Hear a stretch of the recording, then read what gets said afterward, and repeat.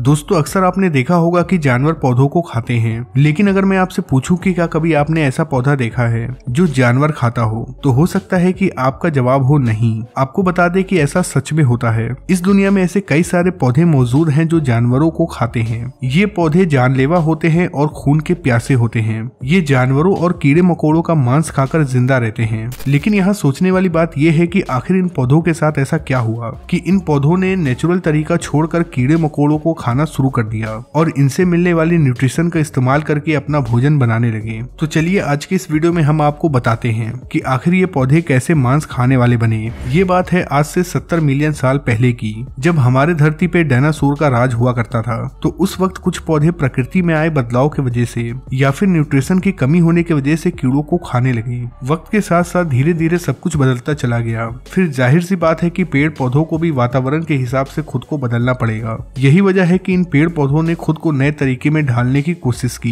पौधों के पत्तियों और बाकी हिस्सों में भी चेंजेस होते चले गए। इस प्रोसेस को पूरा होने में और पौधों को पूरी तरीके से मांसाहारी होने में हजारों साल लग गए। लेकिन इसी दौरान इन पौधों को कई तरह के फायदे हुए, क्योंकि ये पौधे बदलाव को बहुत ही अच्छी तरीके से समझ चुके थे। ये पौधे समझ चुके थे कि इन्हें बदलाव लाना जरूरी है, वरना उनका अस्तित्व इस धरती से खत्म हो जाएगा। जब ये जानवरों और कीट पतंगों को खाते थे तो इन्हें नई तरह का न्यूट्रिशन मिलने लगा, जिससे इनका विकास कई गुना तेजी से होने लगा। इन पौधों ने ये बात जान ली कि वो सही रास्ते पर जा रहे हैं। वैसे तो हमारी धरती पे बहुत तरह के एनिमल ईटिंग प्लांट हैं, इनकी तादाद हजारों में है, लेकिन आज इस वीडियो में हम आपको 3 प्लांट्स के बारे में बताएंगे। इन तीनों ही प्लांट्स की खासियत है कि जब ये अपने शिकार पे हमला करते हैं तो मोशन करते हैं, यानी कि ये बिल्कुल वैसे ही घात लगाकर अपने शिकार का इंतजार करते हैं जैसे कि कोई जंगली जानवर करता है। फिर जैसे ही कोई कीड़े मकोड़े इनके पास आते हैं तो ये पौधे उन पर हमला बोल देते हैं। सबसे पहले बात करते हैं वीनस फ्लाई ट्रैप के बारे में। दोस्तों ये पौधा उन जगहों पे ज्यादा पाया जाता है जहाँ पर उमस ज्यादा हो।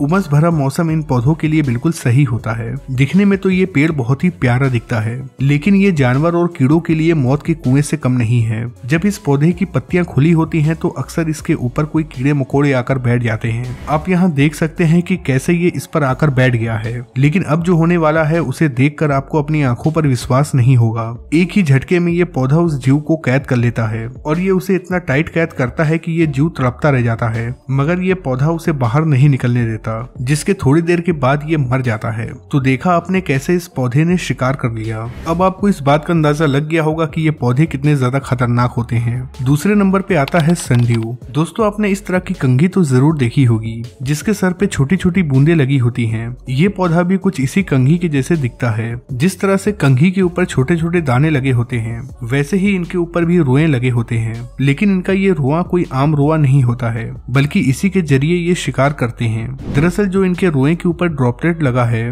वो बहुत चिपचिपा होता है। जैसे ही कोई कीड़ा इसके ऊपर आकर बैठता है तो ये चिपचिपा पदार्थ उन्हें चिपका लेता है। इससे पहले कि कोई कीड़े मकोड़े कुछ समझ पाए, ये उन्हें अपना शिकार बना लेता है। इनकी कुछ ऐसी प्रजातियां भी होती हैं जो कीड़े मकोड़ों को अपने अंदर लेते ही पूरी तरीके से गला देती हैं और उनसे न्यूट्रिशन लेने के बाद उन्हें छोड़ देती हैं। जैसे ही कोई शिकार इनके ऊपर आकर बैठता है तो इनके रोए उस शिकार को शिकंजे में लेने लगते हैं। रोए के ऊपर लगा चिपचिपा पदार्थ शिकार को चिपकाया रहता है, जिससे कि शिकार को भागने का कोई मौका नहीं मिल पाता। फिर धीरे धीरे ये पौधा रोल होने लगता है। अब ऐसा नहीं है कि ये पूरा प्रोसेस बहुत जल्दी हो जाता हो, ऐसा करने में इस पौधे को घंटों का समय लगता है। तीसरे नंबर पे आता है वाटर व्हील प्लांट। दोस्तों ये प्लांट सनड्यू फैमिली का ही एक मेंबर है। ये पौधा तालाब के अंदर या फिर तालाब के किनारे निकलता है। आपको बता दें कि ये पौधा बहुत ही रेयर है। इस पौधे के एक डंडी में लगभग 5 से 7 पत्तियां लगी होती हैं। आप यहाँ साफ देख सकते हैं कि कैसे इस पौधे ने मॉस्किटो लार्वा को अपना शिकार बनाया हुआ है। ये पौधे हर महाद्वीप में पैदा हो सकते हैं। ये पौधे अपने अंदर छोटे छोटे समुद्री जीवों को कस लेते हैं और उनकी जान निकाल देते हैं।